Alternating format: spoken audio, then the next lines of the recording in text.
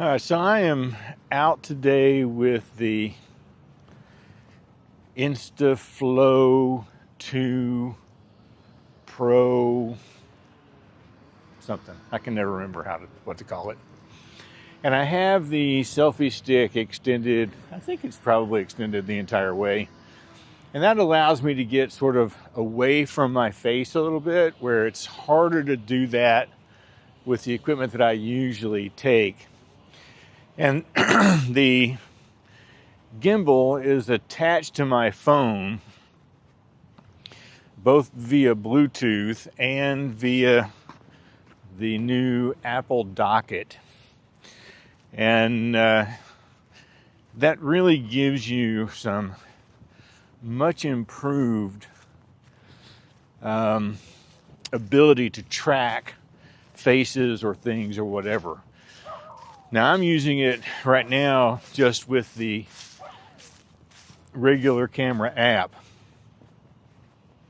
But there is an Instaflow app, Insta360 app, that I could use that would allow me more control than I'm just getting right now.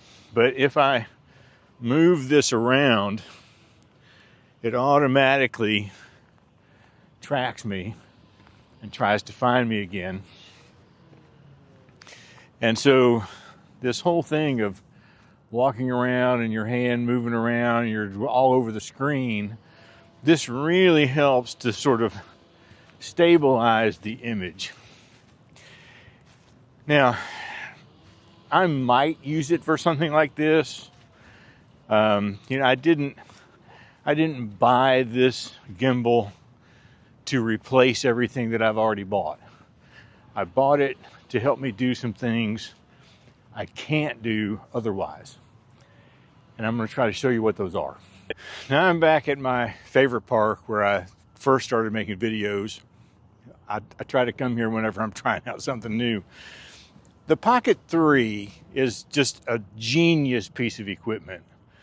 And it will also attach to a subject and follow it around as it moves. Now, all I've done is turn on the camera to record. I have not chosen me as the subject, but the AI inside the gimbal software automatically sees me. And where the Pocket 3 will sort of do a 180, this actually will follow me around 360 degrees. So as I'm moving around to be recorded, it's just going to do its thing and follow me all the way back around to where I started. And then if I come in closer, it's going to try to keep my face sort of in, so it's going to tilt up just a little bit.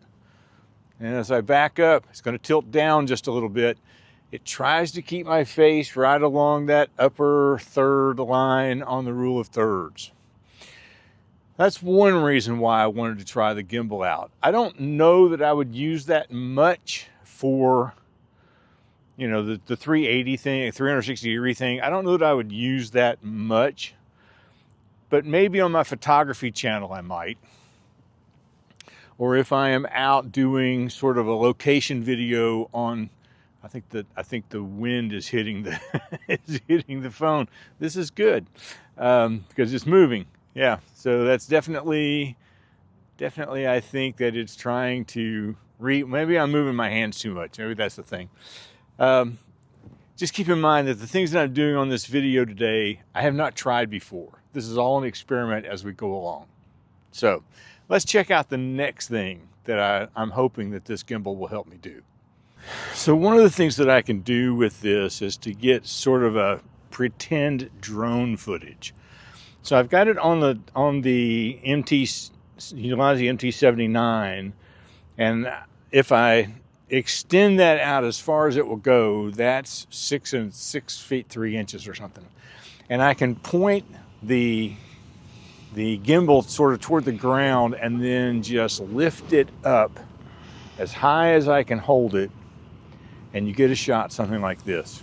Now I'm still looking at the back-facing camera, but I've clicked the little trigger on the gimbal once, and a little green light comes on around the top of it to show me that it is going to active track, and it's going to follow me around now. And even though I can't see myself on the screen, I can still see myself in the concave mirror, and I know that it's following me.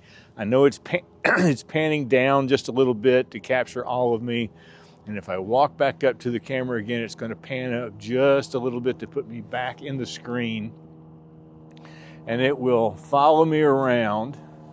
It's not perfect. I may be able to adjust the speed of the follow, but all of that I can do now with the phone, where I don't have to have my Pocket 3 with me all the time.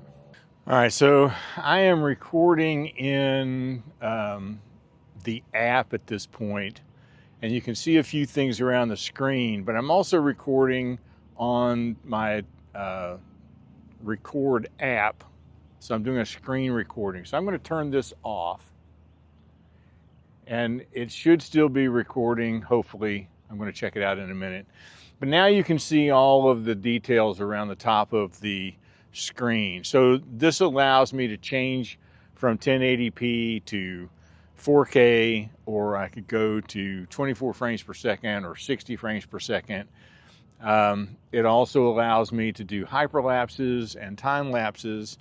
And if you notice the little A up here at the top, there is a teleprompter built into this app as well. Not that I would probably ever use it on this phone. All right, so you've seen some of the things that this gimbal will help me do. There is one other thing, and I'm going to try to describe it to you as best I can when we get there, and then show you sort of what it looks like in real life. One of the shots that I like to get, and I've sort of mastered a little bit by hand, is a slow motion pull out or a slow motion push in shot. So if I were to put the camera through these two trees and then pull out to reveal those trees to the camera, if I hold the camera in my hand and I pull out like this slowly, filming at 24 or 30 frames per second, I'm going to put that up here as I'm talking, but that is going to be really wobbly and start and stop, and it's really hard to do. So what I've learned to do is to film it in 120 frames per second. And by filming it at 120 frames per second, you have to pull it out faster, because you don't want it to be so slow that you can't get through the trees. So if I'm at 120 frames per second, in real time, it looks like this. But in recorded time, it looks like this. So now the question is, can I get the gimbal to do this shot for me? And I don't need the Ulanzi MT79 for this. I just need to be able to pull the shot through. And I'm going to do it at 30 frames per second in a normal shot. And then I'm going to do it in slow motion and see what it looks like.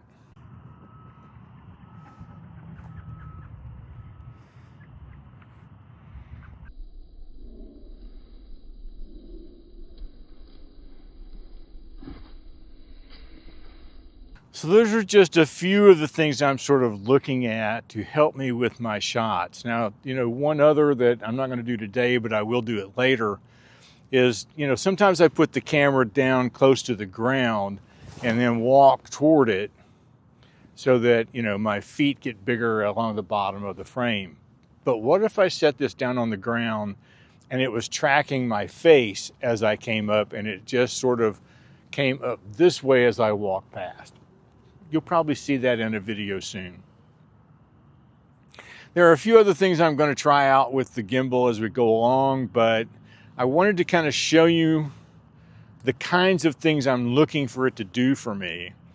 And then I'm just going to embed it into some videos. I'm not going to talk about it again. And, I may use it on video shoots. I may not use it on video shoots. I still enjoy just going in and doing things by hand. So whatever I can do, whatever tool I need, at least I have a new tool here that I can sort of work with. So Let me know what you think in the comments, and we will see you next time.